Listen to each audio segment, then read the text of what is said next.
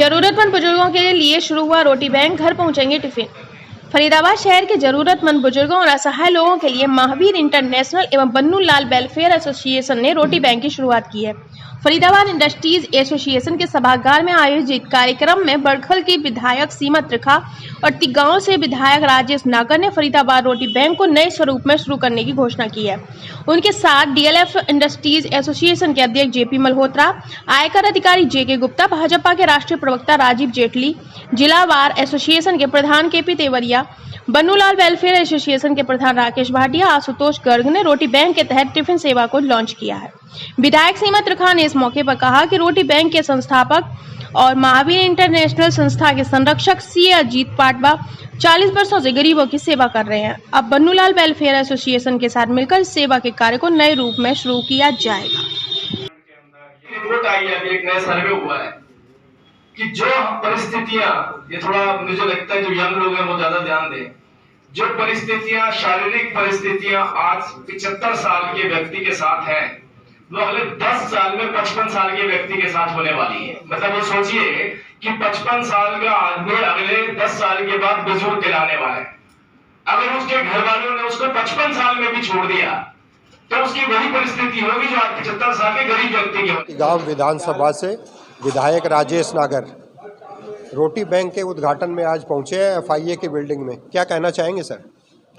देखो, जो एक महावीर इंटरनेशनल संस्था, उसके तहत जो एक रोटी बैंक बन्नूलाल वेलफेयर एसोसिएशन के साथ मिलके कर रहे हैं, ये बहुत अच्छा कार्य है। क्योंकि कई हमारे यहाँ पर बुज़ुर्ग हैं जो जिनके बच्चे उनको छोड़ देते हैं और वो असहाय हो जाते हैं, उनको कोई देखभाल करने वाला नहीं होता, वो उनके खाने की भी दिक्कत आती है, तो उनको उस तरह के लोगों को ये खाना देते हैं। और कोई अपाहिज है जिसके पास कोई और सहारा नहीं है या जिसके पास कोई और काम नहीं है और वो मजबूर है, जो खाना भी नहीं खा सकता, उसके लिए भी ये जो एक कार्य कर रहे हैं, ये बहुत सराहनीय कार्य है और इस तरह के कार्य ये आगे करते रहें, यही मैं इनसे उम्मीद करता हूँ। सर, एक प्रोग्राम आपका चल रहा है हर घर तिरंगा, जो बहुत ज़ोर शोर से चल रहा है, उसकी तैयारियों के बारे में क्या कहना चाहेंगे? देखो, तिरंगा एक हमारी शान है, हमारी आन है, बान है और ये एक देश के लिए एक बहुत बड़ी हमारे गर्व की बात है कि 15 अगस्त 26 जनवरी को हम जैसे तिरंगा फहराया करते थे, तो अब हमारी सरकार ने, हमारे माननीय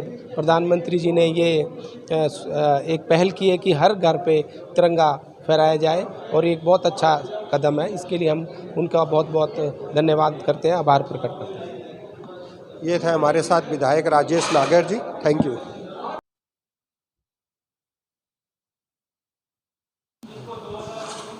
नमस्कार साथियों, हमारे साथ मौजूद है बड़खल विधानसभा की विधायिका श्री सीमा त्रिखा जी। हम लोग एफआईए के प्रांगण में मौजूद हैं, जहां पर बन्नूलाल वेलफेयर और महावीर इंटरनेशनल ने मिल करके एक प्रोग्राम ऑर्गेनाइज किया। मैडम, क्या कहेंगी?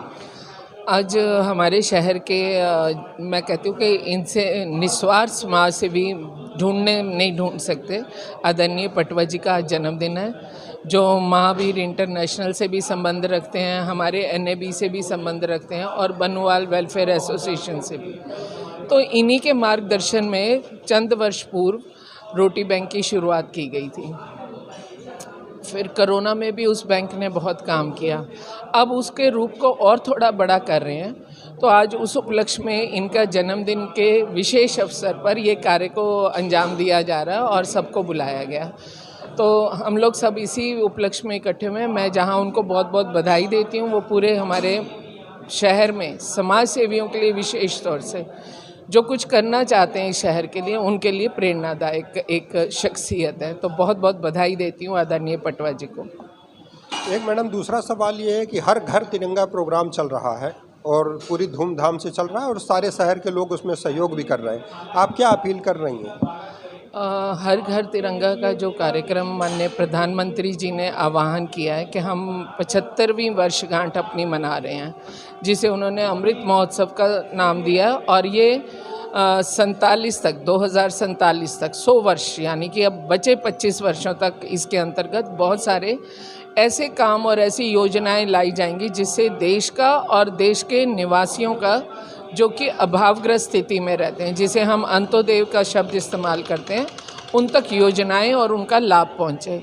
और 3 दिन का कार्यक्रम 13, 14, 15 को घर घर तिरंगा का कार्यक्रम रखा गया है। तो मैं आप सबसे ये अपील करना चाहती हूँ कि कोई भी व्यक्ति जो हरियाणा का और देश का निवासी है, कहीं तक भी आपकी वीडियो जाती हो, तो ये 3 दिन हम अपने देश को समर्पित करें, जहाँ एक तरफ हमारे इतने बड़े सैनिक जो देश की सरहद पे इस तिरंगे की खातिर अपनी जान दे देते हैं, तो हम सब एक उनके मान में, अपने शहर के, अपने देश के शान में इस तिरंगे को अपने घर पर 3 दिन के लिए लहराएं। और इसके साथ साथ एक कार्यक्रम और भी है जो हमारे माननीय प्रधानमंत्री जी ने पिछले वर्ष डिक्लेयर किया था। उन्होंने कहा हम 15 अगस्त आज़ादी तो मनाते हैं, वो दिवस तो मनाते हैं, लेकिन 14 अगस्त 1947 को बहुत बड़ी त्रासदी हुई थी।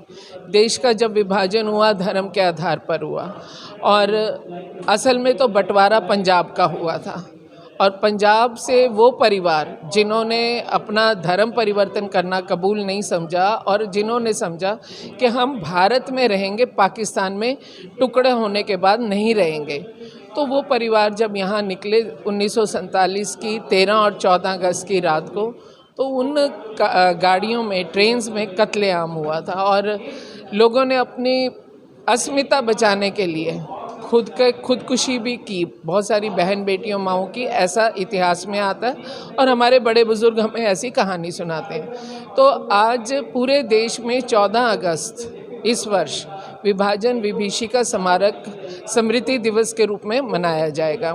फरीदाबाद में हम इस दिवस को 12 अगस्त को भटकल विधानसभा में आने वाले रेलवे रोड, ITI रोड के गोल चक्कर पर, जहां भगत सिंह जी की मूर्ति की स्थापना होगी और सुखदेव जी और राजगुरु जी की भी, तो 12 तारीख को हम उसको साथ लेते हुए हम इस कार्यक्रम को करने जा रहे हैं।